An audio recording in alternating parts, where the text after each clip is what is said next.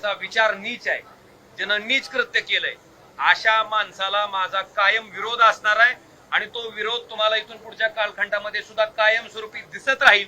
मी शपथ घेऊनच उतरलो होतो की अशा नालायक लोकांचं राजकारण संपवल्याशिवाय मी शांत बसणार नाही.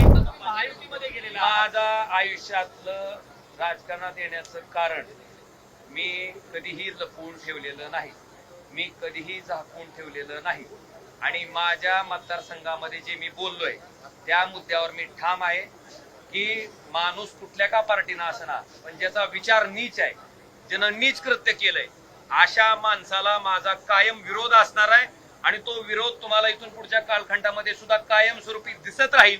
मी शपथ घेऊनच उतरलो होतो की अशा नालायक लोकांचं राजकारण संपवल्याशिवाय मी शांत बसणार नाही. त्या शक्तीशी मी प्रामाणिक आहे. आपल्या माहितीसाठी ती जेव्हा भारतीय जनता पार्टीत आलं त्यावेळेस सुद्धा ओमराजे शिवसेनेत होता, पण ओमराजेनं त्याला विरोध केलाय, हे रेकॉर्डवर आहे. आणि इथून पुढच्या कालखंडामध्ये सुद्धा अशा वृत्तीच्या लोकांना विरोधच राहणार.